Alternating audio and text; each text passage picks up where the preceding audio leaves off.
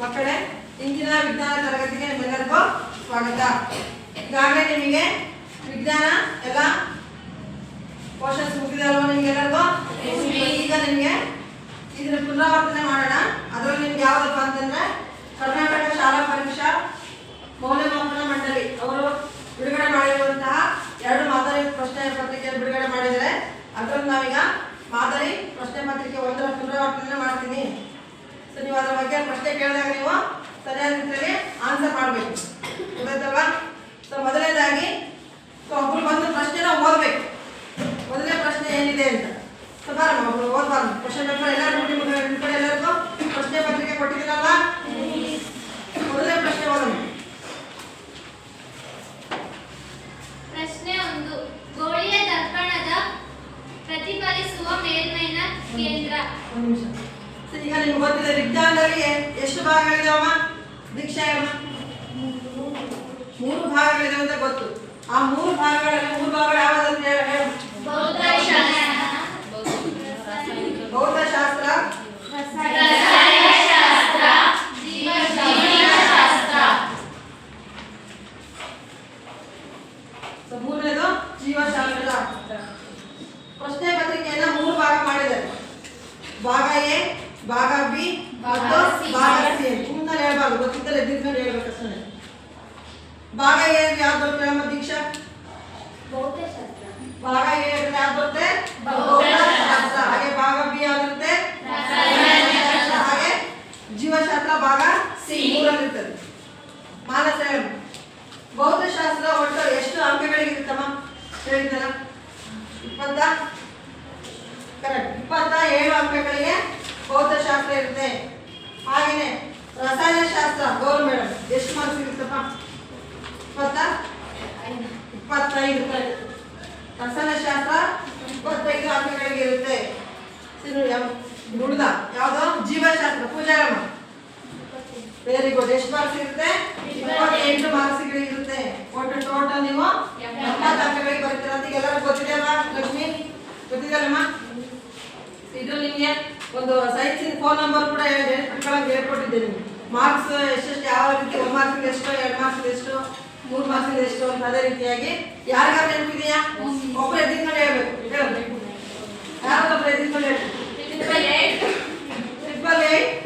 94 13 941 38 80. Very good. So 888 941 3880. So 8 ಇರೋದೇನೋ ಒಂದು multiple choice ಎಷ್ಟಿರ್ತದೆ? ನಾವು multiple choice 8 ಬಹುವಾಯ್ಕ ಪ್ರಶ್ನೆ. ಹಾಗೆ 1 ಅಂಕದ ಪ್ರಶ್ನೆ ಎಷ್ಟು 8 ಇರ್ತದೆ. ಹಾಗೆ ಇದು 2 ಅಂಕದ ಪ್ರಶ್ನೆ 8 16 ಮಾರ್ಕ್ಸ್ ಇರುತ್ತೆ. ಹಾಗೆ 9 3 ಅಂಕದ ಪ್ರಶ್ನೆ 3 ಇರ್ತದೆ. 3 3 9. ಈ ಕಡೆ ನೋಡ್ಬೇಕೆಲ್ಲರೂ. ಹಾಗೆ 4 ಮಾರ್ಕ್ಸ್ ಇದೆ ಎಷ್ಟಿರ್ತದೆ? 4 ಇರ್ತದೆ. ಹಾಗೆ 1 ಸೂಚಿತಪ್ಪ ಅಂದ್ರೆ 5 ಅಂಕದ ಪ್ರಶ್ನೆ 1 ಇರ್ತದೆ. ಅದೇ ರೀತಿಯಾಗಿ ಒಟ್ಟು ನಿಮ್ಮ ವಿಜ್ಞಾನ ಪ್ರಶ್ನೆ ಪತ್ರಿಕೆಯಲ್ಲಿ ಎಷ್ಟು ಪ್ರಶ್ನೆಗಳಿರ್ತಾವಮ್ಮ? 38 ಪ್ರಶ್ನೆಗಳಿರ್ತವೆ. ಹಾಗೆ ನೀವು ಬರೆಯೋದು 80 ಅಂಕಗಳಿಗೆ. ಇಷ್ಟು ನಿಮ್ಗೆ ತಲೆ ಗೊತ್ತಿರೋ ಫಸ್ಟ್ ಯಾವ್ಯಾವ್ದು ಎಷ್ಟೆಷ್ಟು ಮಾರ್ಕ್ಸ್ ಬರುತ್ತೆ ಏನು ಅನ್ನೋದನ್ನ ಗೊತ್ತು ನಿಮಗೆ, ಬರೀಲಿಕ್ಕೆ ಅನುಕೂಲ ಆಗುತ್ತೆ, ಸ್ಕೋರ್ ಮಾಡಲಿಕ್ಕೆ ಅಲ್ವಾ? ಹಾಗಾದ್ರೆ ಈ ಮಾದರಿ ಪ್ರಶ್ನೆ ಪತ್ರಿಕೆ 1ರಲ್ಲಿ ಭಾಗ ಎ ಭೌತಶಾಸ್ತ್ರದ ಬಗ್ಗೆ ನಾವೀಗ ಪುನರಾವರ್ತನೆ ಮಾಡೋಣ. ಸೊ ಅದರಲ್ಲಿ ಮೊದಲನೇ ಪ್ರಶ್ನೆ ಏನು ಕೊಟ್ಟಿದ್ದಾರೆ ಅಂತ ನೋಡೋಣ. ಓದೋಣ. ಭೌತಶಾಸ್ತ್ರ ಮೊದಲನೇ ಪ್ರಶ್ನೆ. ಗೋಳಿಯ ದರ್ಪಣದ ಪ್ರತಿಫಲಿಸುವ ಮೇಲ್ಮೈನ ಕೇಂದ್ರ. ಆಪ್ಷನ್ ಎ ವಕ್ರತಾ ಕೇಂದ್ರ, ಆಪ್ಷನ್ ಬಿ ಧ್ರುವ, ಆಪ್ಷನ್ ಸಿ ವಕ್ರತಾ ತ್ರಿಜ್ಯ, option D aperture. Option D ಏನಿದೆ? ಅಪರ್ಚರ್. ಈ 4ರಲ್ಲಿ ಯಾವುದು ಉತ್ತರ ಸರಿ? ಒಮ್ಮೆ ನಾನು ಹೇಳು. ಆಪ್ಷನ್ ಬಿ ಧ್ರುವ. ಎಂತ ಧ್ರುವ? ಏನ್ ಕೇಳಿದಾರಲ್ವಾ? ದರ್ಪಣ ಕೇಳಿದಾರಲ್ವಾ? ಗೋಳಿಯ ದರ್ಪಣದಲ್ಲಿ 2 ವಿಧ ಇದೆ. ಹೇಳಮ್ಮ ಯಾವುದು? ಗೋಡೆಯ ದರ್ಪಣದಲ್ಲಿ 2 ವಿಧಗಳು ಯಾವುದು? ಭಿನ್ನ ದರ್ಪಣ, ಭಿನ್ನ ದರ್ಪಣ, ಭಿನ್ನ ಭಿನ್ನ ದರ್ಪಣ. ಅದರಲ್ಲಿ ನೀವು ಗೋಳಿಯ ದರ್ಪಣದ ಪ್ರತಿಫಲಿಸುವ ಮೇಲ್ಮೈ ಕೇಂದ್ರವನ್ನು ಏನಂತ ಕರೀತಾರೆ? ಧ್ರುವ ಅಂತ ಹೇಳಿದ್ರು. ದರ್ಪಣ ಧ್ರುವ. ಹಾಗಾದ್ರೆ ಒಂದೇ ಪ್ರಶ್ನೆಗೆ ಏನು ಹೊರಗಡೆ ಧ್ರುವ ಅಂತಿದೆ. ದರ್ಪಣ ಧ್ರುವ ಪೂರ್ತಿ ಹೊರಗಡೆ ಒಂದೇ.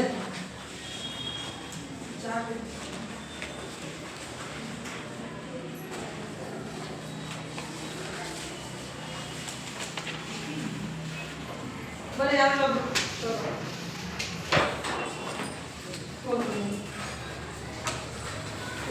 ನೆನಪಿದೆಯಲ್ಲ ನೀವು ನೋಡಿದ್ದು ಯಾವ ದರ್ಪಣ ನಮ್ಮ ಜ್ಯೋತಿ ಯಾವ ದರ್ಪಣ ಇದು ಲಿಂಗ ದರ್ಪಣ ದರ್ಪಣ ಧ್ರುವ ಇದೆ ತೋರಿಸ್ಬಾರ ಯಾರು ಬೇಗ ಬರ್ಬೇಕು ಕರೆಕ್ಟ್ ದರ್ಪಣ ಧ್ರುವವನ್ನು ಯಾವ ಅಕ್ಷರದಿಂದ ಸೂಚಿಸ್ತಾರೆ ಪಿ ಅಕ್ಷರದಿಂದ ಸೂಚಿಸ್ತಾರೆ ನೋಡಿ ಎಲ್ಲ ತಿಳ್ಕೊಂಡು ಬರೀ ಉತ್ತರ ಹೇಳ್ಕೊಂಡು ಮುಂದೆ ಹೋಗೋದಲ್ಲ ಎಲ್ಲಿದೆ ನೋಡಿ ಗೋಳಿಯ ದರ್ಪಣದ ಪ್ರತಿಫಲಿಸುವ ಮೇಲ್ಮೈ ಅಲ್ವಾ ಇದು ಪ್ರತಿಫಲಿಸುವ ಮೇಲ್ಮೈನ ಕೇಂದ್ರ ಭಾಗಕ್ಕೆ ಅಂತ ಕರಿತೀವಿ ದರ್ಪಣ ಧ್ರುವ ದರ್ಪಣ ಧ್ರುವನ ಯಾವ ಚಿಹ್ನೆಯಿಂದ ಗುರುತಿಸ್ತೀವಿ ಅಕ್ಷರದಿಂದ ಪಿ ಕೊಡಿ ಹಾಗೇನೆ ಇಲ್ಲಿ ನೀವು ಹಾಗೆ ಬೇರೆ ಪ್ರಶ್ನೆ ಕೇಳಿದ್ರೆ ತಿಳ್ಕೊಳ್ಳಿ ಉದಾಹರಣೆ ಎಫ್ ಅಂದ್ರೆ ಏನು ಸೂಚಿಸುತ್ತಮ್ಮ ಎದ್ದಿನ ಹೇಳ್ಬೇಕು ಅಲ್ಲ ಎಫ್ ಕ್ಯಾಪಿಟಲ್ ಎಫ್ ಬೇಕಾದ್ರೆ ಕ್ಯಾಪಿಟಲ್ ಎಫ್ ಪ್ರಧಾನ ಹೇಳ್ಬೇಕು ಪ್ರಧಾನ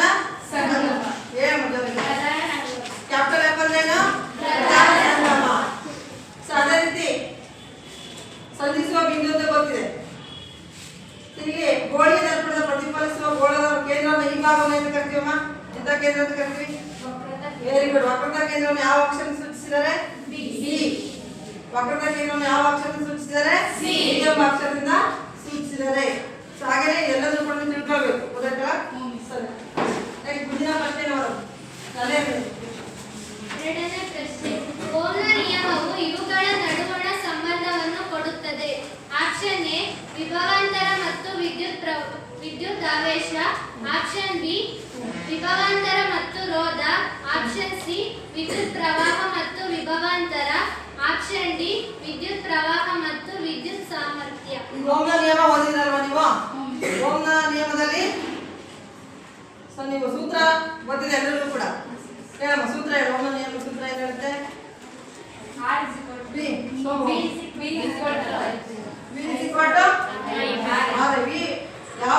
ಯಾವುದಕ್ಕೆ ನೇರ ಅನುಪಾತದಲ್ಲಿರ್ತದೆ ವಿ ಅಂದ್ರೆ ವಿಭವಾಂತರ ಅಲ್ವಾ ಯಾವುದಕ್ಕೆ ನೇರ ಅನುಪಾತದಲ್ಲಿರ್ತದೆ ವಿದ್ಯುತ್ ಪ್ರವಾಹಕ್ಕೆ ನೇರ ಅನುಪಾತದಲ್ಲಿರ್ತದೆ ಗೊತ್ತಿದೆ ನಿಮಗೆ ಅಲ್ವಾ ಹಾಗಾದ್ರೆ ಓಮ್ನ ನಿಯಮವು ಯಾವುದು ನಡುವೆ ಸಂಬಂಧ ಹೊಂದಿದೆ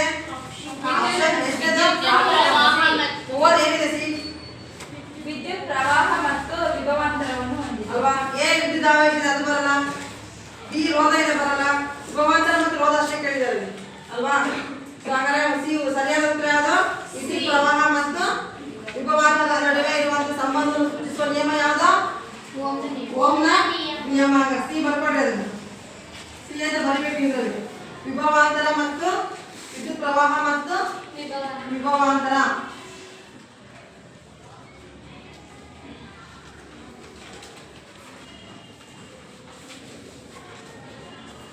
ವಿದ್ಯುತ್ ಪ್ರವಾಹ ಮತ್ತು ವಿಭವಾಂತರ ಸೂಚಿ ಹಾಗೇನೆ ಎಲ್ಲರೂ ಒಂದ್ಸತಿ ಬರ್ಕೊಂಡ್ರ ಓಮ್ನ ನಿಯಮವನ್ನು ಹೇಳ್ಬಿಡಿ ಎಲ್ಲರೂ ಸೇರ್ಕೊಂಡು ಒಟ್ಟಿಗೆ ಹೇಳ್ಬೇಕು ರೆಡಿ ಒನ್ ಟು ಸ್ಟಾರ್ಟ್ ಸ್ಥಿರವಾದ ತಾಪಮಾನದಲ್ಲಿ ವಿದ್ಯುತ್ ಮಂಡಲದಲ್ಲಿನ ಲೋಹದ ತಂತಿಯ ನಡುವಿನ ವಿಭವಾಂತರವು ಅದರ ಮೂಲಕ ಹರಿಯುವ ವಿದ್ಯುತ್ ಪ್ರವಾಹಕ್ಕೆ ನೇರ ಅನುಪಾತದಲ್ಲಿರುತ್ತದೆ.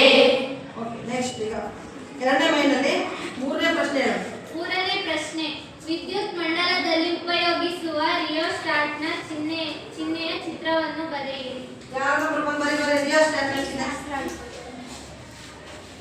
ನೀವು ಬರೀ ಉಳಿದವರೆಲ್ಲ ಬರೀ ಮತ್ತೆ ಮೂರು ಒಂದು ಹಾಕಿ ಬರೀ ಬರ್ತೋರ್ಸ ರಿಯೋ ಸ್ಟಾರ್ಟ್ ಅಂತ ಬರ್ಬೇಡ ರಿಯೋ ಸ್ಟಾರ್ಟ್ನ ಚಿಹ್ನೆ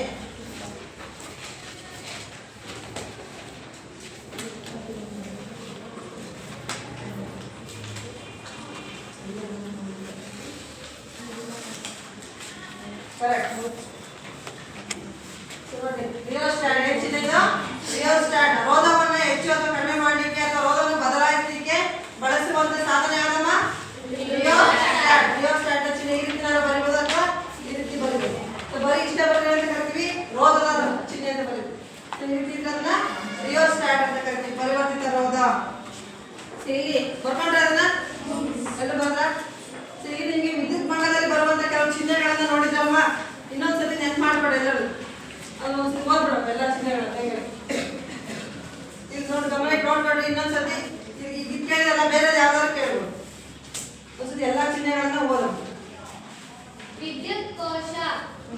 ವಿದ್ಯುತ್ ಕೋಶ ಅಥವಾ ವಿದ್ಯುತ್ ಕೋಶಗಳ ಸಂಯೋಜನೆ ಸಂಯೋಜನೆ. ತೋರಿಸುವ ಚಿತ್ರ. ಒಂದಕ್ಕಿಂತ ಹೆಚ್ಚು ಸಂಯೋಜನೆ ಇಲ್ಲ. ಕೀ ಅಥವಾ ಸ್ವಿಚ್, ತೆರೆದ ಸ್ವಿಚ್. ನೋಡಿದ್ರೆ ತೆರೆದ ಸ್ವಿಚ್ ಪ್ಲಗ್ ಇದೆ. ಕೀ ಅಥವಾ ಬಿಂದು. ಸ್ವಿಚ್, ಮುಚ್ಚಿದ ಸ್ವಿಚ್. ಹಾ. ತಂತಿಗಳು ಸೇರುವ ಸ್ಥಳದ ಚಿತ್ರ. ಈ ಶೇಪ್ ಉಲ್ಟಾ ಇದೆ ಅಲ್ವಾ?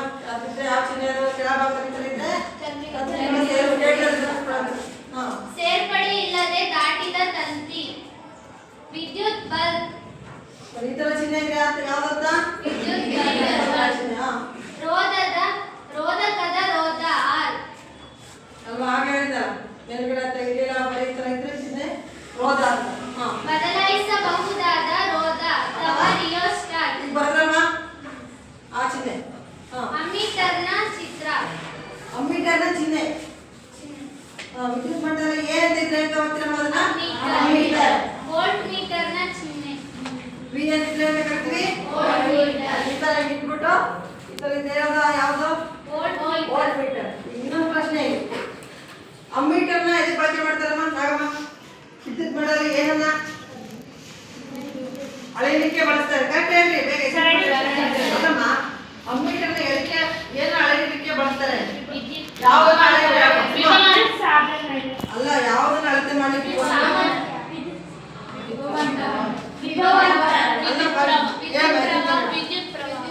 ಅಮ್ಮೀಟರ್ ಅನ್ನ ಬಳಸುವ ಯಾವ್ದು ಬಳಸ್ತಾರಪ್ಪ ಅಂದ್ರೆ ವಿದ್ಯುತ್ ಮಟ್ಟದಲ್ಲಿ ಪ್ರವಹಿಸುವ ವಿದ್ಯುತ್ ಪ್ರವಾಹದ ದರವನ್ನು ಅಳೆಯಲಿಕ್ಕೆ, ವಿದ್ಯುತ್ ಪ್ರವಾಹದ ದರವನ್ನು ಅಳೆಯಲಿಕ್ಕೆ ಬಳಸುವಂತ ಉಪಕರಣ ಯಾವುದು? ಅಮ್ಮೀಟರ್. ವಿದ್ಯುತ್ ಪ್ರವಾಹದ ಏಕಮಾನ ಆಂಪಿಯರ್. ಅದೇ ರೀತಿ ವೋಲ್ಟ್ ವಿ ಅಂತ ಏನ್ ಹೇಳಿದ್ರಿ? ವೋಲ್ಟ್ ಮೀಟರ್ ಏನ್ ಬಳಕೆ ಮಾಡ್ಲಿಕ್ಕೆ ಉಪಯೋಗಿಸ್ತಾರಲ್ಲ ಲಾವಣ್ಯ?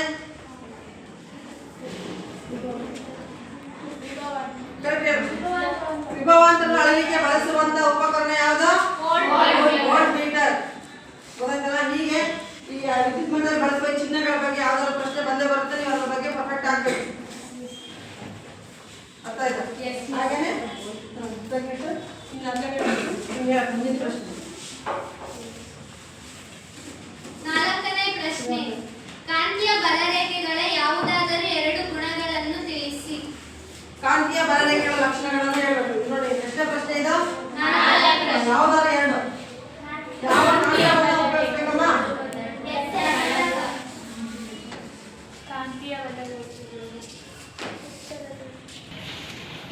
ನೋಡಿ ಇಲ್ಲಿ ಯಾವ ಕಾಂತವನ್ನು ಸೂಚಿಸುತ್ತಮ್ಮ ಇದು? ಹೆಸರೇನದು?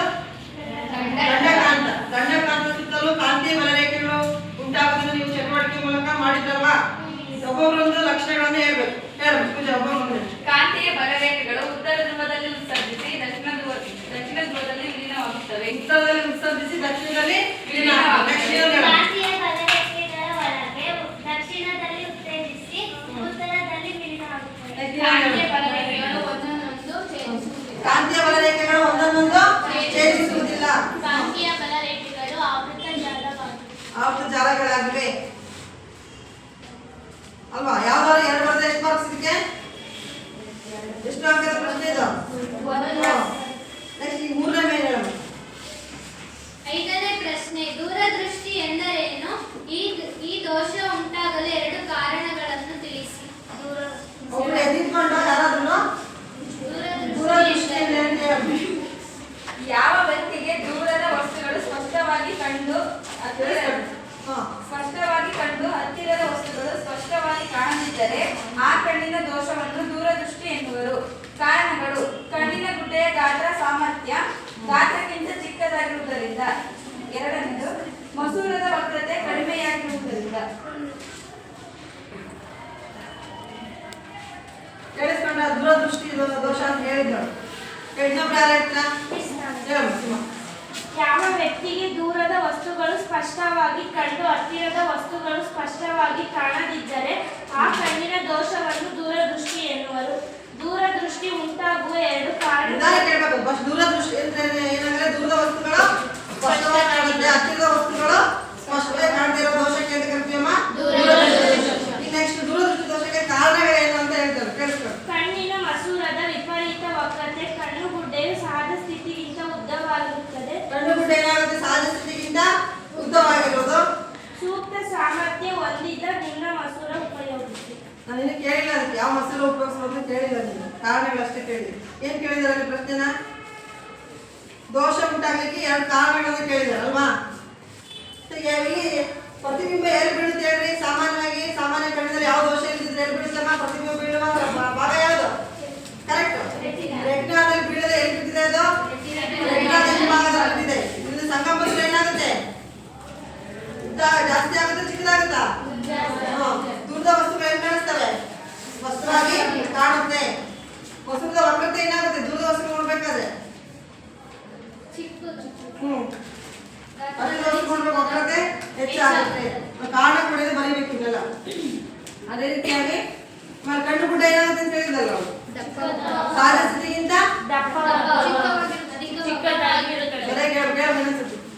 ಕಣ್ಣು ಗುಡ್ಡೆಯು ಸಹಜ ಸ್ಥಿತಿಗಿಂತ ಉದ್ದವಾಗಿರುತ್ತದೆ.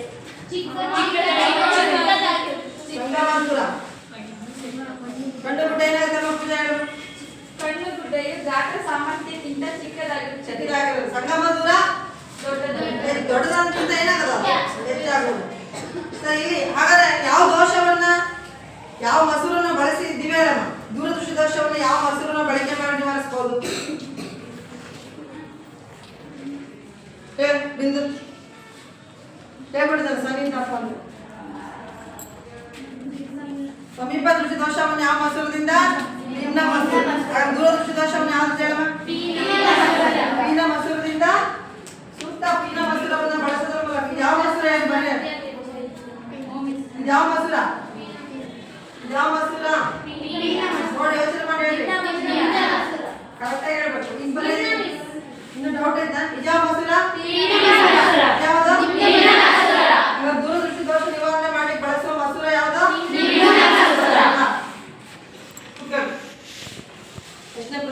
ಆರನೇ ಪ್ರಶ್ನೆ. ಕೆಳಗೆ ಕೊಟ್ಟಿರುವ ಮಂಡಲದಲ್ಲಿ ಚಿತ್ರವನ್ನು ಗಮನಿಸಿ ಕೊಟ್ಟಿರುವ ಪ್ರಶ್ನೆಗಳಿಗೆ ಉತ್ತರಿಸಿ. ಪ್ರಶ್ನೆ 1, X ಮತ್ತು Y ಬಿಂದುಗಳ ಸುತ್ತಲೂ ಉಂಟಾಗುವ ಕಾಂತಕ್ಷೇತ್ರದ ದಿಕ್ಕನ್ನು ತಿಳಿಸಿ. ಪ್ರಶ್ನೆ 2, ಕಾಂತಕ್ಷೇತ್ರದ ದಿಕ್ಕನ್ನು ನಿರ್ಧರಿಸಲು ಸಹಾಯ ಮಾಡಿದ ನಿಯಮವನ್ನು ನಿರೂಪಿಸಿ. ನೋಡಿ ಇಲ್ಲಿ ಕೊಟ್ಟಿದ್ದಾರೆ X ಮತ್ತು Y ಅಂತ ಕೇಳಿದ್ದಾರೆ.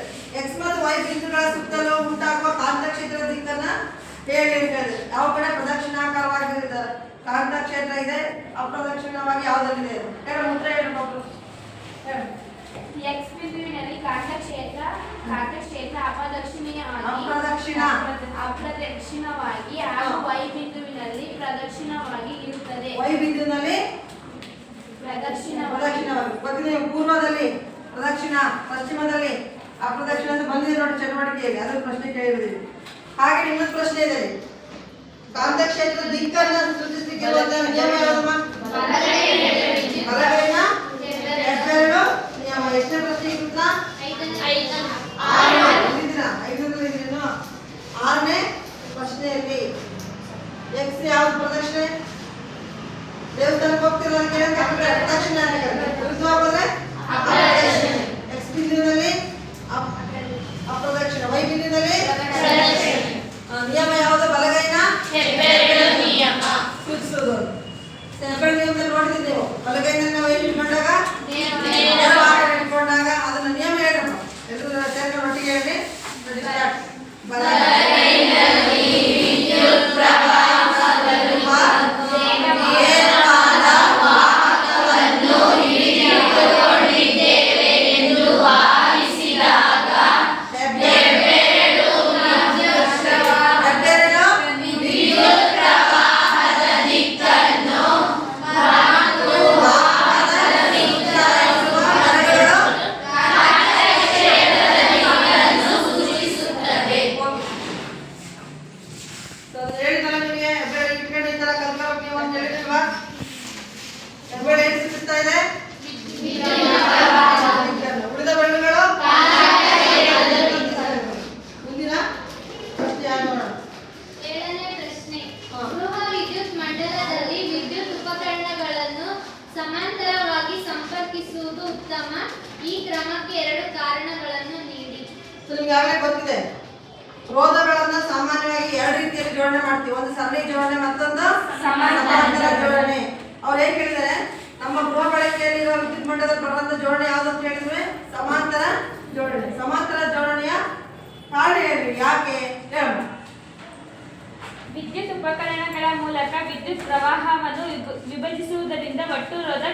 ಆಗುತ್ತದೆ. ರೋಧ ಏನಾಗುತ್ತೆ? ಸಮಾಂತರ ಜೋಡಣೆಯಲ್ಲಿ ಕಡಿಮೆ ಆಗುತ್ತೆ. ವಿಭಿನ್ನ ರೋಧ ಹೊಂದಿರುವ ಮತ್ತು ವಿಭಿನ್ನ ವಿದ್ಯುತ್ ಪ್ರವಾಹ ಅಗತ್ಯವಿರುವ ಉಪಕರಣಗಳು ಕಾರ್ಯನಿರ್ವಹಿಸಲು ಸಹಾಯಕವಾಗಿದೆ.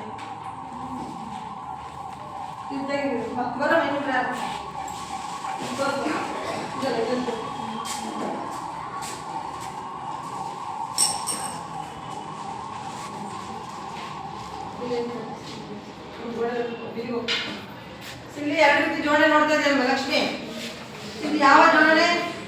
ಸರಣಿ ಜೋಡಣೆ. ಪಕ್ಕ ಪಕ್ಕ ನೋಡ್ತಾ ಇದ್ದೇವೆ ಸರಣಿ ಜೋಡಣೆ ರೋಧಗಳನ್ನು. ಇದು ನೋಡ್ತಾ ಇದ್ದೇವೆ ಯಾವುದು?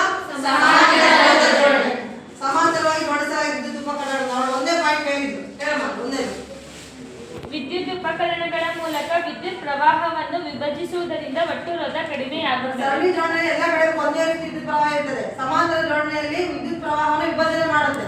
ಒಂದೊಂದು ಯಾಕೆಂದ್ರೆ ಒಂದೊಂದು ಉಪಕರಣಕ್ಕೆ ಒಂದೊಂದು ರೀತಿ ಏನು ಬೇಕಾಗುತ್ತೆ? ವಿದ್ಯುತ್ ಪ್ರವಾಹ ಬೇಕಾಗಿರುತ್ತೆ ಅಲ್ವಾ? ಅದು ವಿಭಜನೆ ಮಾಡಿ ಎಷ್ಟು ಬೇಕೋ ಯಾವ ಉಪಕರಣಕ್ಕೆ ಅಷ್ಟನ್ನ ವಿಭಜನೆ ಮಾಡುತ್ತೆ. ಯಾವ ಜೋಡಣೆಯಲ್ಲಿ? ಸಮಾಂತರ ಜೋಡಣೆಯಲ್ಲಿ. ರೋಧ ಏನಾಗುತ್ತದಿಂದ ಜೋಡಣೆಯಲ್ಲಿ ಕಡಿಮೆ ಆಗುತ್ತೆ. ಇಲ್ಲಿ ನೋಡ್ತಾ ಇರ್ಬೇಕು ಎಲ್ಲರೂ. ವಿಭಿನ್ನ ರೋಧ ಹೊಂದಿರುವ ಮತ್ತು ವಿಭಿನ್ನ ವಿದ್ಯುತ್ ಪ್ರವಾಹ ಅಗತ್ಯವಿರುವ ಉಪಕರಣಗಳು ಕಾರ್ಯನಿರ್ವಹಿಸಲು ಸಹಾಯಕವಾಗಿವೆ. ಬೇರೆ ಬೇರೆ ಅಗತ್ಯ ಇರುವ ವಿದ್ಯುತ್ ಪ್ರವಾಹವನ್ನು ಹೊಂದಿರುವ ಉಪಕರಣಗಳಿಂದ ಏನಾಗುತ್ತೆ? ಸುಲಭವಾಗಿ ಕಾರ್ಯನಿರ್ವಹಿಸಲಿಕ್ಕೆ ಅನುಕೂಲ ಆಗುತ್ತೆ. ಇನ್ನೊಂದು ಹೇಳ್ಬೋದಲ್ಲ?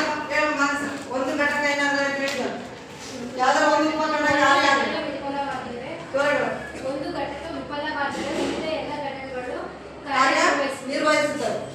ನಿಮ್ಮ ಮನೇಲಿ ಯಾವ್ದಾರ ಒಂದು ಉಪಕರಣ ಕಾರ್ಯನಿರ್ವಹಿಸ್ತಂದ್ರೆ ಎಲ್ಲವೂ ಕೆಟ್ಟೋಗ್ತವ? ಇಲ್ಲ ಅಂತಾನೆ. ಅಂದ್ರೆ ಒಂದು ಘಟಕಕ್ಕೆ ಏನಾದ್ರೂ ಉಳಿದ ಘಟಕಗಳು ಕಾರ್ಯನಿರ್ವಹಿಸ್ತವೆ. ಸರಣಿ ಜೋಡಣೆಯಲ್ಲಿ ಒಂದು ಘಟಕ ವಿಫಲ ಆದ್ರೆ ಉಳಿದ ಘಟಕಗಳು ಸಹ ಕಾರ್ಯನಿರ್ವಹಿಸ್ತವೆ. ಹಾಗಾಗಿ ಒಂದು ಇದು ಬಂತಪ್ಪ ಎರಡು ಬಗ್ಗೆ ತಿಳ್ಕೋಬೇಕು ಅಂತ ಬರೀದಷ್ಟು ತಿಳ್ಕೊಂಡು ಮುಂದೆ ಹೋಗೋದಲ್ಲ. ಗೊತ್ತಾಯ್ತಲ್ಲ? ಈಗ ಸರಣಿ ಜೋಡಣೆ ವ್ಯತ್ಯಾಸ ಕೇಳಿದ್ರಪ್ಪ, ಅವಾಗ ಬೇಕಾಗುತ್ತಲ್ಲ ವ್ಯತ್ಯಾಸ. ಬರೀ ಸರಣಿ ಜೋಡಣೆಗೂ ಸಮಾಂತರ ಜೋಡಣೆಗೆ ವ್ಯತ್ಯಾಸ. ಸರಿ, ಅದು ಮುಂದಿನ ಪ್ರಶ್ನೆ ನೋಡೋಣ. 8ನೇ ಪ್ರಶ್ನೆ. ಒಂದು ವಸ್ತುವನ್ನು ಪಿನ ಮಸೂರ 2F1 ನಲ್ಲಿ ಇರಿಸಿದಾಗ ಉಂಟಾಗುವ ಪ್ರತಿಬಿಂಬವನ್ನು ತೋರಿಸುವ ರೇಖಾಚಿತ್ರವನ್ನು ಬರೆಯಿರಿ. ಉಂಟಾದ ಪ್ರತಿಬಿಂಬದ ಸ್ಥಾನ ಮತ್ತು ಸ್ವಭಾವವನ್ನು ತಿಳಿಸಿ. ಈಗ ನೀವು ರೇಖಾಚಿತ್ರವನ್ನು ಬರೆದು ಕಲ್ತಿರಲ್ಲಮ್ಮ? ಯಾವ ಮಸೂರು ಕೇಳ್ತಾ ಇದಾರಲ್ಲಿ? ಪಿನ ಮಸೂರು. ಪಿನ ಮಸೂರು ನಾನು ಬರೆದಿದ್ದರೆ ಯಾವ ಮಸೂರು ಆದಿತ್ತು? ಯಾವ ಮಸೂರ? ಪಿನ ಮಸೂರು ಅಂತ ಗೊತ್ತಿದ್ದಾವ ನಿಮಗೆ? ಚಿತ್ರ ತೋರಿಸ್ತಾರೆ ನೋಡ್ಕೊಳ್ಳಿ. ಈ ಚಿತ್ರವನ್ನೆಲ್ಲ ಕಲ್ತಿರಲ್ಲ ಬರೀಲಿಕ್ಕೆ? ಹೇಳಮ್ಮ, ಹೇಳ್ತೀನಮ್ಮ. ಎಲ್ಲಿ ಕೇಳಿದ್ರು ಬೇಗ ಅದನ್ನ ವಸ್ತು ನೆನ್ನಿಟ್ಟಾಗಿ ಕೇಳಿದ್ದಾರೆ. ವಸ್ತುವನ್ನು 2F1 ನಲ್ಲಿ ಇನ್ನೊಬ್ಬರು ಇಟ್ಟಾಗ ಅವ್ರು ಹೇಳ್ತಾರೆ ಅವರು ಎಕ್ಸ್ಪ್ಲೇನ್ ಮಾಡ್ತಾರೆ. ಹೋಗ ಮತ್ತೊಂದಿಗೆ ನೀನು ವಸ್ತು ನೆನ್ನಿಟ್ಟಿದ್ದೀವಿ ಪಿನ ಮಸೂರದಲ್ಲಿ ಎಲ್ಲಿ ಬೀಳುತ್ತೆ, ಲಕ್ಷಣಗಳೇನು ಅದೆಲ್ಲ ಹೇಳ್ಬೇಕು. ಗಾತ್ರ, ವಸ್ತುವಿನ ಗಾತ್ರ, ಲಕ್ಷಣ ಇಲ್ಲಿ ನೋಡ್ಬೇಕಲ್ಲ. ಪಿನ ಮಸೂರ ವಸ್ತುವನ್ನು 2F1 ನಲ್ಲಿ ಇರಿಸಿದಾಗ ಪ್ರತಿಬಿಂಬವು 2F2 ನಲ್ಲಿ ಬೀಳುತ್ತದೆ. ಹೇಳಿ ನೆನ್ನಿಟ್ಟಿದ್ಯಾ? 2F1 ಎಲ್ಲಿದೆ? 2F1 ಪ್ರಧಾನ ಸಂಗಮದ ಇದರಿಂದ ಎಷ್ಟು ಇದು ಎರಡು ಪಟ್ಟು ಇರ್ತದಲ್ಲ ಮೇಲೆ 2F1 ನಲ್ಲಿ ಇಟ್ಟಾಗ ಬೆಳಕಿನ ಕಿರಣಗಳು ವಸ್ತುಗಳ ಮೇಲೆ ಬಿದ್ದು ನಂತರ ಎಲ್ಲಿ ಅದು ಹೋಗಿದೆ? ಅದು ಹೇಳ್ಬೇಕು. ಅದು ಹೋಗಿದೆ. ಹಾಗೆ ಮತ್ತೊಂದು ಕಿರಣ ಎಲ್ಲಿ ಅದು ಹೋಗಿದೆ?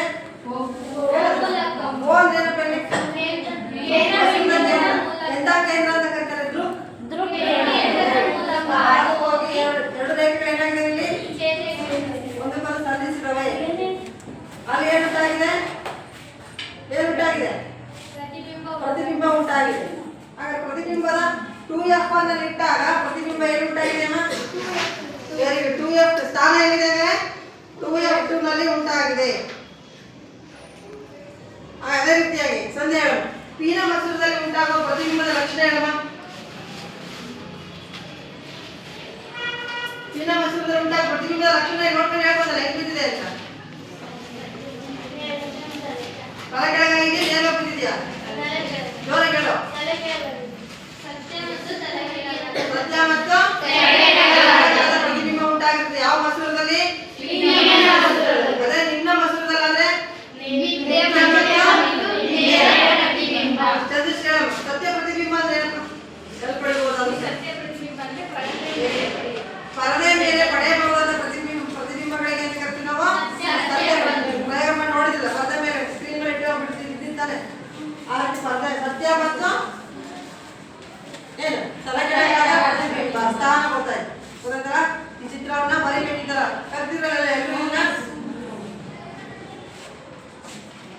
ನೆಕ್ಸ್ಟ್ ಪ್ರಶ್ನೆ ಓದಿ.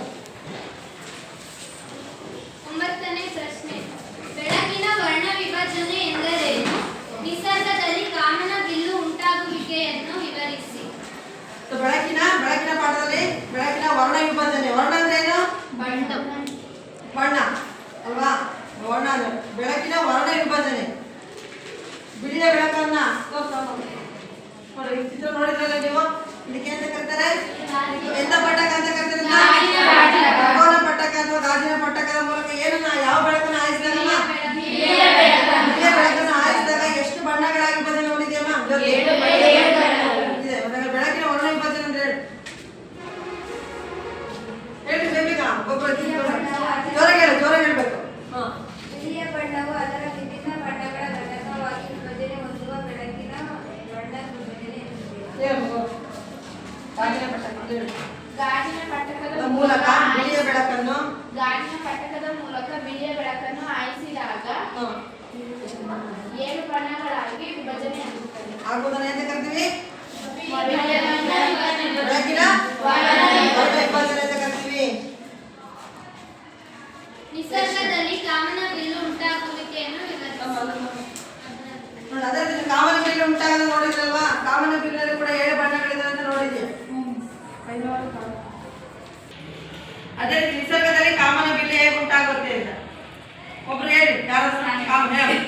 ಸಾಮಾನ್ಯವಾಗಿ ಸೂರ್ಯನ ವಿರುದ್ಧ ದಿಕ್ಕಿನಲ್ಲಿ ತುಂತುರು ಮಳೆಯಾಗುವ ಸಂದರ್ಭದಲ್ಲಿ ಕಾಮನ ಬಿಲ್ಲು ಉಂಟಾಗುತ್ತದೆ. ಹೇಗೆ ಉಂಟಾಗುತ್ತೆ ಅಂತ ಹೇಳಿ. ನಿಸರ್ಗದಲ್ಲಿ ಕಾಮನ ಬಿಲ್ಲು ಉಂಟಾಗಲು ಪ್ರಮುಖವಾಗಿ ಬೆಳಕಿನ 3 ವಿದ್ಯಮಾನಗಳು ಕಾರಣವಾಗಿದೆ. ವಕ್ರೀಭವನ ಪ್ರತಿಫಲನ ಮತ್ತು ಸಂಪೂರ್ಣ ಆಂತರಿಕ ಪ್ರತಿಫಲನ. ಇಲ್ಲಿ ಪ್ರತಿಯೊಂದು ನಿಧಾನ ಕೇಳಬೇಕು. ನಿಸರ್ಗದಲ್ಲಿ ಕಾಮನ ಬಿಲ್ಲು ಉಂಟಾಗಲಿಕ್ಕೆ ಮುಖ್ಯವಾಗಿ 3 ವಿದ್ಯಮಾನಗಳು ಮೊದಲು ಮಾರ್ಕ್ಸ್ ಕೊಡ್ತಾರೆ.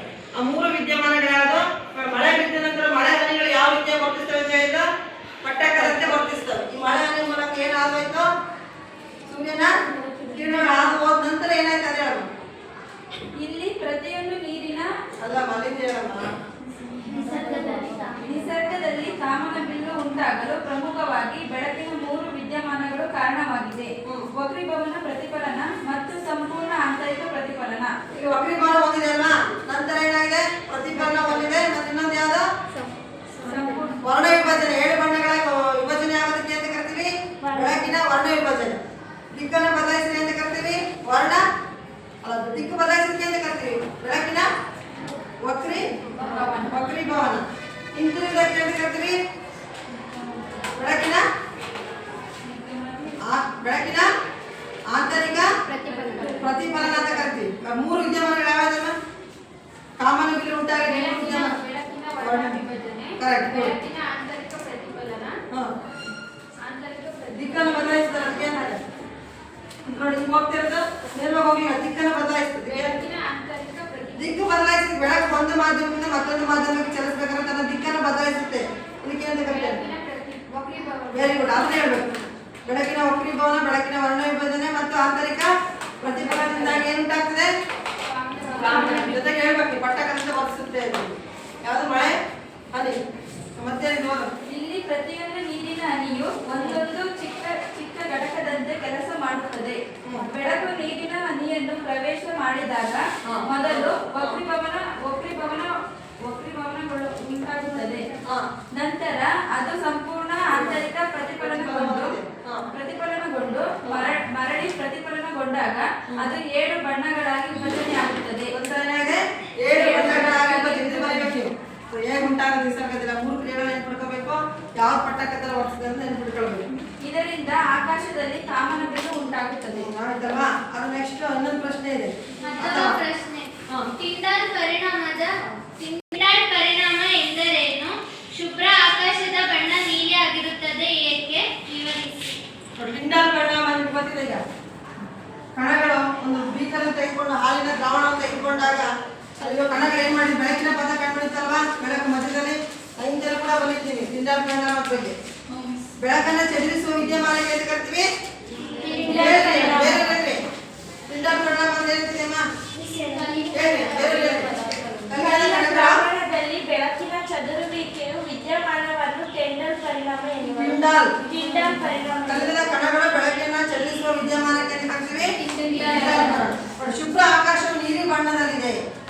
ಯಾವ ವಿದ್ಯಮಾನ ಕಾರಣ ಯಾರಂತ ನೀಲಿ ಬಣ್ಣ ಇರೋದಕ್ಕೆ ಯಾವ ಬಣ್ಣ ಹೆಚ್ಚು ಚೆಲ್ಲುತ್ತದೆ ಹೇಳು ಯಾರನ್ನ ಇದ್ರು ಹೇಳು ಜಯ ಕಾರಣ ಯಾವ ಬಣ್ಣ ಜೋರಾಗಿ ಹೇಳು ಎಲ್ಲರೂ ಕೇಳಿಸ್ಕೋಬೇಕು ಯಾಕೆಂದ್ರೆ ಅದು ಹೆಚ್ಚು ತರಂಗ ದೂರವನ್ನ ಹೊಂದಿರ್ತದೆ ಚಂದ್ರದ ಮೂಲಕ ಏನಾಗಿದೆ ಬಟ್ ಯಾವ ಕ್ರಿಯೆ ಕಾರಣ ಬೆಳಕಿನ ಯಾವ ವಿದ್ಯಮಾನ ಕಾರಣ ಬೆಳಕಿನ ಚದುರುವಿಕೆ ಯಾವುದು ಬೆಳಕಿನ ಚದುರುವಿಕೆ ವಿದ್ಯಮಾನದಿಂದಾಗಿ ಏನಾಗಿದೆ ಯಾವ ಬಣ್ಣ ಹೆಚ್ಚು ಚದುರುತ್ತದೆ ನೆಕ್ಸ್ಟ್ ಪ್ರಶ್ನೆ ಅದು. 10ನೇ ಪ್ರಶ್ನೆ ವಿದ್ಯುತ್ ಪ್ರವಾಹವಿರುವ ವಾಹಕವನ್ನು ಕಾಂತಕ್ಷೇತ್ರದಲ್ಲಿ ಇರಿಸಿದಾಗ ಅದು ಯಾಂತ್ರಿಕ ಬಲವನ್ನು ಅನುಭವಿಸುತ್ತದೆ ಎಂದು ತೋರಿಸುವ ಒಂದು ಪ್ರಯೋಗವನ್ನು ವಿವರಿಸಿ. ಓದುವ ಬರೀರಿ ಓದಿಕ್ಕೆ ಇನ್ನೊಂದು ಬರ ಯಾರಾದ್ರೂ ಇಟ್ಕೊಳ್ಳಿ ಅಂಕಿತ ಬರ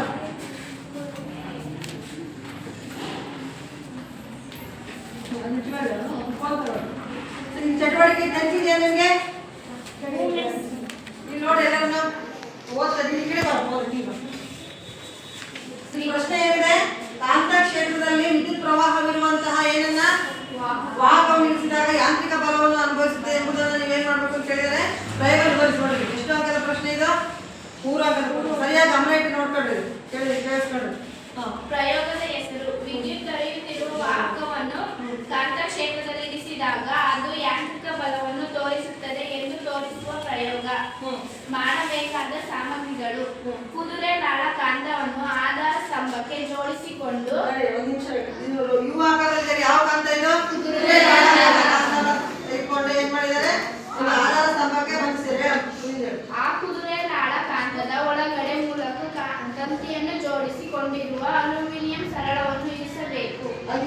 ಗ್ರೀನ್ ಕಲರ್ ಕಾಣ್ತಿದೆಯಲ್ಲ ಯಾವ ತಂತಿ ಸರಳ ಅಲ್ಯೂಮಿನಿಯಂ ತಂತಿಯ ಸರಳ ನಂತರ ಅಲ್ಯೂಮಿನಿಯಂ ಸರಳಿಗೆ ಸಂಪರ್ಕಿಸಿದ ಒಂದು ವಾಹಕ ತಂತಿಯನ್ನು ಬ್ಯಾಟರಿಯ ಧನ ತುದಿಗೆ ಹಾಗೂ ಇನ್ನೊಂದು ತುದಿಯನ್ನು ಒತ್ತು ಗುಂಡಿಯ ಜೊತೆಗೆ ಬ್ಯಾಟರಿಯ ಋಣ ತುದಿ ಅಲ್ಯೂಮಿನಿಯಂ ಒಂದು ತುದಿಯನ್ನು ಬ್ಯಾಟರಿಯ ಋಣಾಗ್ರಕ್ಕೆ ಮತ್ತೊಂದು ತುದಿಯನ್ನು ಬ್ಯಾಟರಿ ಧನಾಗ್ರಕ್ಕೆ ಜೋಡಿಸಿದ್ದಾರೆ ಅಲ್ವಾ ಇವನ್ನೇ ಬರೀಬೇಕಲ್ಲ ಇದು ಒತ್ತು ಗುಂಡಿಯನ್ನು ಹಾಕಿ ಅಲ್ಯೂಮಿನಿಯಂ ಯಾವ ಸಿಲಿಂಡರ್ ಸುತ್ತಮ್ಮ ಇದು ಬ್ಯಾಟರಿ ಏನು ಇದು ಒತ್ತು ಗುಂಡಿಯನ್ನು ಏನು ಮುಂದಿನ ಹೇಳಿ ಹಾಕಿ ಅಲ್ಯೂಮಿನಿಯಂ ಸರಣಿಯಲ್ಲಿ ವಿದ್ಯುತ್ ಪ್ರವಹಿಸುವಂತೆ ಮಾಡಿದಾಗ ಅರಳುಗಳು ಯಾಂತ್ರಿಕ ಬಲವನ್ನು ಆ ಸರಳು ಯಾಂತ್ರಿಕ ಬಲವನ್ನು ಅನುಭವಿಸುತ್ತದೆ.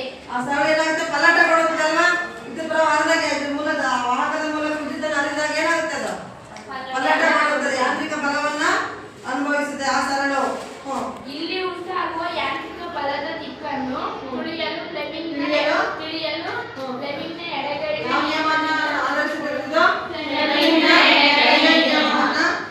ತಿಳ್ಕೊಳ್ಬಹುದು ಇದ್ರ ಬಗ್ಗೆ ಅಂತ ಫಲಿತಾಂಶ ವಿದ್ಯುತ್ ಹರಿಯುತ್ತಿರುವ ವಾಹಕವನ್ನು ಕಾಂತಕ್ಷೇತ್ರದಲ್ಲಿ ಇರಿಸಿದಾಗ ಆ ವಾಹಕವು ಯಾಂತ್ರಿಕ ಬಲವನ್ನು ಅನುಭವಿಸುತ್ತದೆ. ವಿದ್ಯುತ್ ಹರಿತಾ ಇದೆ ತಂತಿ ಮೂಲಕ ಇದು ಸುತ್ತಲೂ ಏನು ಇರಿಸಿದ್ವಿ ಕಾಂತ ಕ್ಷೇತ್ರ ಇರಿಸಿದ್ವಿ ಇರಿಸಿದಾಗ ಏನಾಗುತ್ತೆ ವಿದ್ಯುತ್ ಹರಿಯ ಶುರು ಮಾಡಿದಾಗ ಆ ಅಲ್ಯೂಮಿನಿಯಂ ವಾಹಕ ತಂತಿ ಏನಾಗುತ್ತದೆ ಪಲ್ಲಟಗೊಳ್ಳುತ್ತದೆ ಒಂದು ಬಲವನ್ನು ಅನುಭವಿಸುತ್ತದೆ ಯಾಂತ್ರಿಕ ಬಲವನ್ನು ಅನ್ನೋದನ್ನ ತೋರಿಸುವಂತ ಚಟುವಟಿಕೆ ಇದನ್ನ ಯಾವ ನಿಯಮ ತೋರ್ಬೇಡ ಕಾಂತ ಕ್ಷೇತ್ರ ಸೂಚಿಸುತ್ತದೆ ಗೊತ್ತಲ್ಲ ಇದು ಫ್ಲೆಮಿಂಗ್ ಯಾವ ನಿಯಮ ಎಲ್ಲರೂ ಸೇರ್ಕೊಂಡು ಫ್ಲೆಮಿಂಗ್ ಎಡಗೈ ನಿಯಮ ಹೇಳ್ರಿ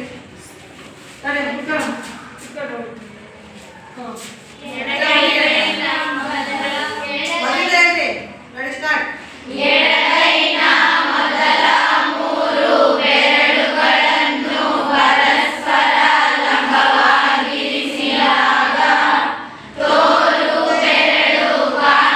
ಕ್ಷೇತ್ರದ ದಿಕ್ಕನ್ನು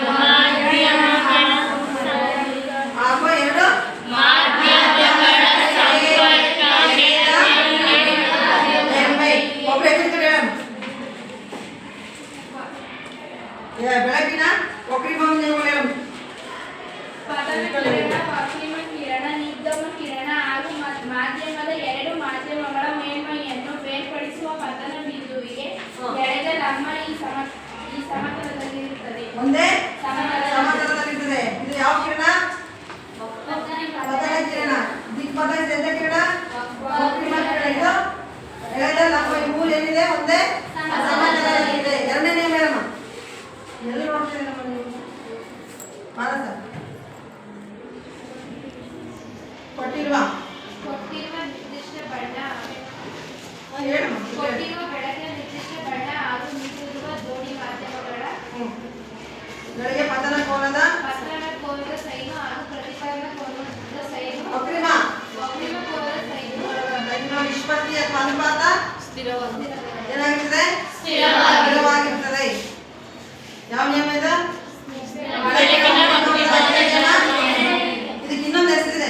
ಸ್ನೇಹನ ಸ್ನೇಹನ ವಕ್ರೀಭವನದ ನಿಯಮ. Sine i by sine i by sine r is equal to ಏನು? ಸ್ಥಿರಾಂಕ. ನೆಕ್ಸ್ಟ್ ಮುಂದಿನ ಪ್ರಶ್ನೆ. ಬಿ. ಸೀಮೆ ಎಣ್ಣೆಯಲ್ಲಿ ಚಲಿಸುತ್ತಿರುವ ಬೆಳಕಿನ ಕಿರಣವು ಓರೆಯಾಗಿ ನೀರನ್ನು ಪ್ರವೇಶಿಸುತ್ತದೆ. ಆ ಬೆಳಕಿನ ಕಿರಣವು ಲಂಬದ ಕಡೆಗೆ ಬಾಗುವುದು ಅಥವಾ ಲಂಬದಿಂದ ದೂರ ಬಾಗುವುದು ಏಕೆ? ನೋಡಿ, ಇಲ್ಲಿ ಸೀಮೆ ಎಣ್ಣೆ ಇದೆ ತಿಳ್ಕೊಂಡು. ಸೀಮೆ ಎಣ್ಣೆ ಯಾವ ಚಿತ್ರ ಇದೆ? ಯಾವ ಚಿತ್ರ ಇದೆ? ಯಾವ ಚಿತ್ರ? ಅದೇ ರೀತಿ ಯಾವುದು? ನೀರು. ವಕ್ರೀಭವನ ಸಂಖ್ಯೆ ಕೊಟ್ಟಿದ್ದಾರೆ. ಏನು ಹೇಳೋದು? ಸೀಮೆ ಎಣ್ಣೆ ಎಷ್ಟು ಕೊಟ್ಟಿದ್ದಾರೆ? ಸೀಮೆ ಎಣ್ಣೆ 1.4. ವಕ್ರೀಭವನ ಸೂಚ್ಯಂಕಗಳು ಬೇರೆ ಬೇರೆ ಆಗಿದಾವಲ್ವಾ? ಪ್ರಶ್ನೆ ಏನು ಹೇಳ್ತಾರೆ ಕಣಿಸುತ್ತೆ? ಸೀಮೆ ಎಣ್ಣೆಯಲ್ಲಿ ಚಲಿಸುತ್ತಿರುವ ಬೆಳಕಿನ ಕಿರಣವು ಓರೆಯಾಗಿ ನೀರನ್ನು ಪ್ರವೇಶಿಸುತ್ತದೆ. ಆ ಬೆಳಕಿನ ಕಿರಣವು ಲಂಬದ ಕಡೆಗೆ ಬಾಗುವುದು ಅಥವಾ ಲಂಬದಿಂದ ದೂರ ಬಾಗುವುದು ಏಕೆ? ನೀವು ಹಾಗೆ ಬರೆದಿದ್ರಲ್ಲ ಮಾಧ್ಯಮದ್ದು, ಅದನ್ನು ಹೇಳ್ತಾರ. ಲಂಬದ ಕಡೆಗೆ ಬಾಗುತ್ತೋ ಅಥವಾ ಲಂಬದಿಂದ ದೂರ ಬಾಗುತ್ತೋ? ನೀವು ಗಾಳಿ ಚಲಿಸಿದ ತಕ್ಷಣ ಏನಾಗಿತ್ತು? ಲಂಬದಿಂದ ಎಕಡೆ ಹೋಗಿತ್ತು? ದೂರ ಚಲಿಸುತ್ತೆ. ಯಾಕೆಂದ್ರೆ ಸಾಂದ್ರ ಮಾಧ್ಯಮದಲ್ಲಿ ಬೆಳಕಿನ ವೇಗ ಕಡಿಮೆ ಇರ್ತದೆ, ವಿರಳ ಮಾಧ್ಯಮದಲ್ಲಿ ಬೆಳಕಿನ ವೇಗ ಹೆಚ್ಚಾಗಿದೆ. ಈ ಸೀಮೆ ಎಣ್ಣೆಯಲ್ಲಿ ಸೀಮೆ ಎಣ್ಣೆ ಸಾಂದ್ರತೆ ಜಾಸ್ತಿ ಇದೆ. ಯಾವುದು ಹೇಳಿದ್ರು ಏನು ಬಾಗುತ್ತೆ ಆಗಲ್ಲ. ಓದಮ್ಮ ಓದು ಬೇಗ.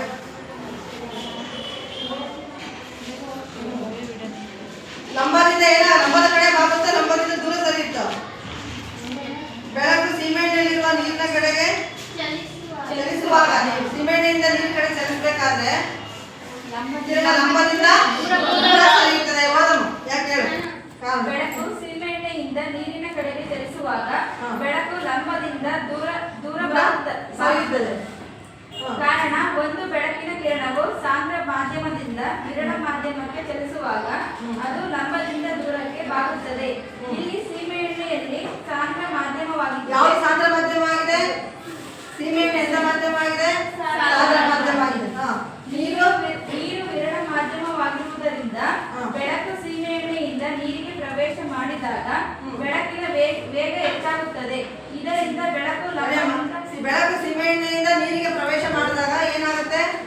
ಬೆಳಕಿನ ವೇಗ ಏನಾಗುತ್ತೆ? ಹೆಚ್ಚಾಗುತ್ತೆ. ಯಾಕಂದ್ರೆ ಸಾಂದ್ರತೆ ಏನಾಗಿದೆ? ಕಡಿಮೆ ಇದೆ. ಗಾಳಿ ಮಾಧ್ಯಮದಲ್ಲಿ ಹೋದಾಗ ಲಂಬದಿಂದ ದೂರ ಸರಿತು. ಗಾಳಿಗಿಂತ ಗಾಳಿಯ ಮಾಧ್ಯಮ ಏನಾಗಿದೆ? ಕಡಿಮೆ ಇರುವ ಸಾಂದ್ರತೆ. ಬೆಳಕಿನ ವೇಗ ಏನಾಗುತ್ತೆ? ಸಾಂದ್ರತೆ ಕಡಿಮೆ ಇದ್ದಾಗ ಬೆಳಕಿನ ವೇಗ ಏನಾಗುತ್ತೆ? ಹೆಚ್ಚಾಗುತ್ತೆ. ಅದರಿಂದ ಲಂಬದಿಂದ ದೂರಕ್ಕೆ ಸರಿಯುತ್ತದೆ. ಸೀಮೆಎಣ್ಣೆಯಿಂದ ನೀರಿಗೆ ಬರಬೇಕಾದ್ರೆ ಏನಾಗುತ್ತೆ? ಸಾಂದ್ರತೆ ಕಡಿಮೆ ಆಗೋದ್ರಿಂದ ಲಂಬದಿಂದ ಏನಾಗ್ತಲ್ಲ ದೂರ ಚಲಿಸುತ್ತದೆ. ನೀರಿಗೆ ಪ್ರವೇಶ ಮಾಡಿದಾಗ ಬೆಳಕಿನ ವೇಗ ಹೆಚ್ಚಾಗುತ್ತದೆ. ಇದರಿಂದ ಬೆಳಕು ಲಂಬದಿಂದ ದೂರ ಬಾಗುತ್ತದೆ. ಬೆಳಕಿನ ವೇಗ ಏನಾಯ್ತಲ್ಲಿ? ಹೆಚ್ಚಾಯ್ತು. ಅಂದ್ರೆ ಗಾಜಿನ ಪಟ್ಟಕದ ಮೂಲಕ ನೋಡಿದ್ರಲ್ಲಪ್ಪ, ಗಾಳಿಯಿಂದ ಪ್ರವೇಶ ಮಾಡ್ತಾರೆ, ಬೆಳಕಿನ ಮಾಧ್ಯಮ ಕಡಿಮೆ ಇದೆ, ಲಂಬದ ಕಡೆ ಬಾಗುತ್ತೆ. ಮತ್ತೆ ಹೊರಗೆ ಬರ್ಬೇಕಾದ್ರೆ ಏನಾಗಿದೆ? ಲಂಬದಿಂದ ದೂರ ಆಗಿದೆ. ಯಾಕಂದ್ರೆ ಗಾಳಿ ಪ್ರವೇಶ ಮಾಡಿದ ಸಾಂದ್ರತೆ ಏನಾಯ್ತು? ಕಡಿಮೆ ಆಗಿದೆ. ಬೆಳಕಿನ ವೇಗ ಹೆಚ್ಚು. ಅಲ್ಲಿ ಅದೇ ಇಲ್ಲೇ ಕೊಟ್ಟಿದ್ದಾರೆ. ಯಾವ್ದು ಕೊಟ್ಟಿದ್ದಾರೆ? ಸಿಮೆಂಟ್ ಮತ್ತು ನೀರಿಗೆ ಹೋಲಿಕೆ ಮಾಡಿಕೊಟ್ಟಿದ್ದಾರೆ. ಅಥವಾ ಪ್ರಶ್ನೆ ಎ. ಬೆಳಕಿನ ಪ್ರತಿಫಲನದ ನಿಯಮವನ್ನು ನಿರೂಪಿಸಿ. ಬೆಳಕಿನ ಪ್ರತಿಫಲನದ ನಿಯಮಗಳು ಎರಡಿದಾವಲ್ವಾ? ನಾನು ಹೇಳ್ತಿರಲ್ವ ಈಗ? ಸರಿಯಾಗಿ ಹೇಳ್ಬೇಕು, ಕರೆಕ್ಟ್ ಒಟ್ಟಿಗೆ ಹೇಳ್ಬೇಕು. ಇದನ್ನು ಮಾಡಬೇಡಿ. ರೆಡಿ? 1 2 3 ಸ್ಟಾರ್ಟ್. ಪ್ರತಿಫಲನ ಕೋನಕ್ಕೆ ಸಮನಾಗಿರುತ್ತದೆ.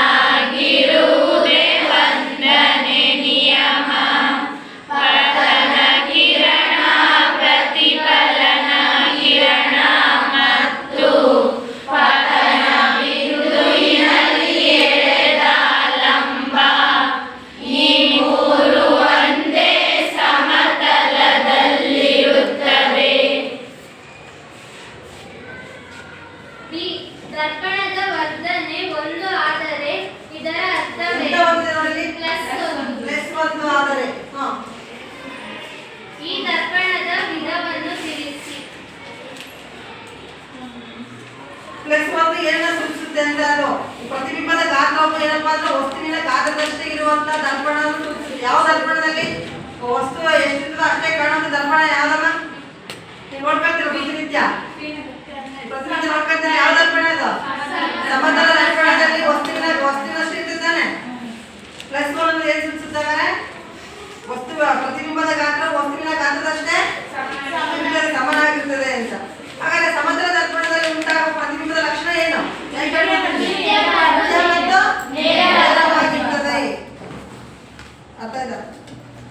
ಪ್ರಶ್ನೆ 12. 220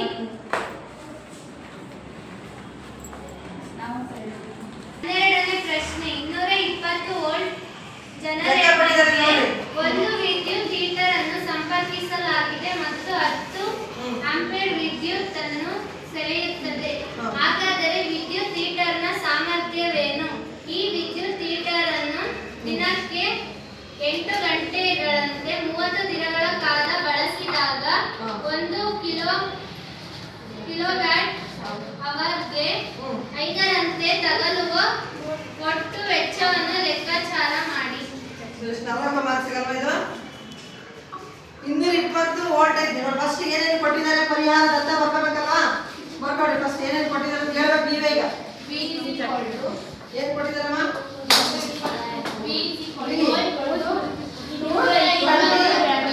ವಿಭವಾಂತರದ ಏಕಮಾನ ಯಾವುದು? ವಿಭವಾಂತರದ ಏಕಮಾನ ನೆಕ್ಸ್ಟ್ ಐ ಕೊಟ್ಟಿದ್ರೆ ಎಷ್ಟು ಇರುತ್ತೆ ವಿದ್ಯುತ್ ಪ್ರವಾಹ? ಬರ್ಕೊಳ್ಳಿ. ಲೆಕ್ಕ ಮಾಡ್ಕೊಳ್ಳಿ. I is equal to 10 ampere. ಏನ್ ಕಂಡುಹಿಡಿಯಲಿಲ್ಲ? ಅಲ್ಲ, ಏನ್ ಕಂಡುಹಿಡಿಯಲಿದ್ದಾರೆ? ಹಾಗಾದ್ರೆ ವಿದ್ಯುತ್ ಹೀಟರ್ನ ಸಾಮರ್ಥ್ಯ ಎಷ್ಟು? 220 ವೋಲ್ಟೇಜ್ ಜನರೇಟರ್ಗೆ ಒಂದು ವಿದ್ಯುತ್ ಹೀಟರ್ನ ಸಂಪರ್ಕಿಸಿದೆ. 10 ಆಂಪಿಯರ್ ವಿದ್ಯುತ್ ಪ್ರವಾಹ ಹರಿತಾ ಇದೆ. ಹಾಗಾದ್ರೆ ಆ ವಿದ್ಯುತ್ ಹೀಟರ್ನ ಏನ್ ಕಂಡುಹಿಡಿಯಬೇಕು? ಸಾಮರ್ಥ್ಯ ಕಂಡುಹಿಡಿಯಬೇಕು. ಸಾಮರ್ಥ್ಯ P is electric power. P is equal to ಏನಮ್ಮ? ಕ್ವೆಶ್ಚನ್ ಮಾರ್ಕ್ ಹಾಕಿ ಬರ್ತಾನೆ ಈಗ. ಈ ಪರಿಹಾರ ಬರ್ಬೇಡಿ ಅಮ್ಮ. ಬರ್ಕೊಂಡು ಕೈಯಲ್ಲಿ ಇಟ್ಟು ಬರ್ತಾ ಬೇಗ ಬೇಗ.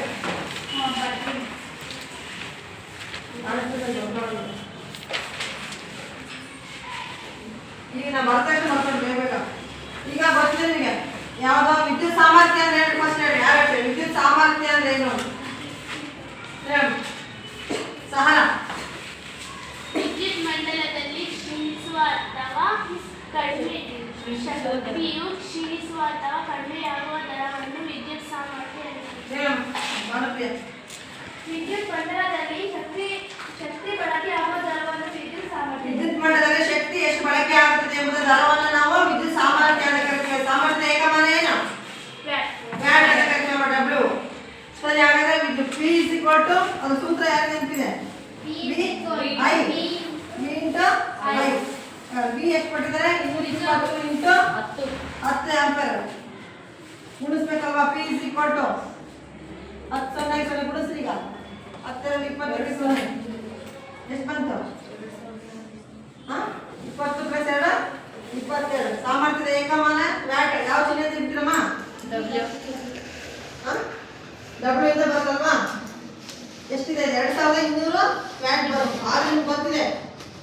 1 ಕಿಲೋ ವ್ಯಾಟ್ಗೆ ಎಷ್ಟು ವ್ಯಾಟ್ಗಳ ಸಮ? 1 ಕೆಜಿ ಎಷ್ಟು ಗ್ರಾಮ್? 1 ಕೆಜಿಗೆ 1000 ಗ್ರಾಮ್. ಹಾಗೆ 1 ಕಿಲೋ ವ್ಯಾಟ್ಗೆ 1 ಕಿಲೋ ವ್ಯಾಟ್ಗೆ ಎಷ್ಟು ವ್ಯಾಟ್ಗಳಿಗೆ ಸಮ?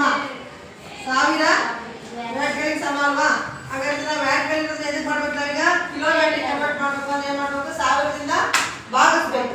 ಭಾಗಿಸಿದಾಗ is equal to 2.2 kilo watt ಬರುತ್ತೆ. ಹಾಗಾದ್ರೆ ಆ ಹೀಟರ್ನ ಸಾಮರ್ಥ್ಯ ಎಷ್ಟಿದೆ? 2 ನೋಡಿ ಯಾವ್ದು ಉಪಕರಣ ತೆಗೆದುಕೊಂಡು ಅದನ್ನ ಬರ್ದಿರ್ತಾರಲ್ವಾ? 2.2 ಕಿಲೋ ವ್ಯಾಟ್. ವಿದ್ಯುತ್ ಹೀಟರ್ನ ಸಾಮರ್ಥ್ಯ ಎಷ್ಟು ಮಾಡಿದ್ರೆ 2.2 ಕಿಲೋ ವ್ಯಾಟ್. ಈಗ ಮತ್ತೆ ನನಗೆ ಕೇಳಿದರೆ ಒಟ್ಟು ಎಷ್ಟು ಶಕ್ತಿ ಬಳಕೆ ಆದಂತ ಶಕ್ತಿ ಎಷ್ಟು ಅಂತ ಕಂಡುಹಿಡಿಬೇಕು. ನೆಕ್ಸ್ಟ್ ನಾವು ಮತ್ತೊಂದು ಸೂತ್ರ ಇದೆ. ಏನು? P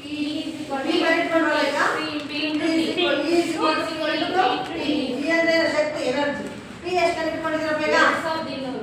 ಅಲ್ಲ 2.2 ಇಂಟು ಅವರು ಎಷ್ಟು ಕೇಳಿದ್ದಾರೆ ಆ ಗೀಟರ್ ಓದ ಮಾತು ಎಷ್ಟು ದಿನಗಳವರೆಗೆ ಇಟ್ಟಿಲ್ಲ ದಿನಕ್ಕೆ ಎಷ್ಟು ಗಂಟೆ ದಿನಕ್ಕೆ 8 ಗಂಟೆಗೆ ಎಷ್ಟು ಗಂಟೆ ಬೇಕು ಅದು ನಾಲ್ಕು ಟೈಮ್ ಅನ್ನ 8 ಇಂಟು 30 ಸೊ ಈಗ ಫಸ್ಟ್ ಏನ್ ಮಾಡಿ ನೀವು 2 ಇಂಟು 2 ಫಸ್ಟ್ ಇವೆರಡು ಗುಣಿಸ್ಕೊಂಡ್ರೆ 8 3 240 ಬಂತು ಈಗ ನೀವು ಗುಣಿಸ್ಬಿಟ್ರೆ ಒಂದು ಪಾಯಿಂಟ್ ಅನ್ನ ಇಡಬೇಕಾಗುತ್ತೆ ಎಷ್ಟು ಬರುತ್ತೆ ಉತ್ತರ ನೋಡೋಣ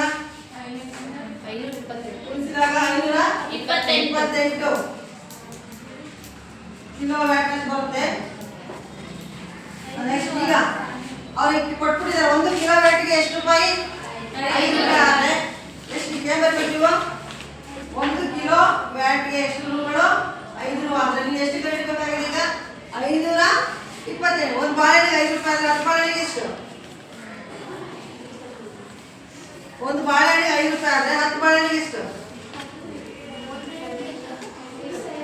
ಎಷ್ಟು ಕೊಡ್ತೀಮ್ಮ ಏನ್ ಮಾಡ್ತೀವಿ ಇವಾಗ 5 ಇಂಟು 10 ಮಾಡಿದೆ ಹಾಗೇನೆ 1 ಕಿಲೋ ವ್ಯಾಟ್ಗೆ 5 ರೂಪಾಯಿ ಆದರೆ 528ಗೆ ಎಷ್ಟು ಅಂತ ಏನ್ ಮಾಡ್ತೇವೆ 5 ಇಂಟು 528 ಗುಣಿಸಿದಾಗ 5 ಬಾಕಿಯಿಂದ ನೀವು ಇದನ್ನ ಈ ಕಡೆ ಮಾಡಿ ಗುಣಿಸ್ಬೋದು 5 ಅಂಕೆ 40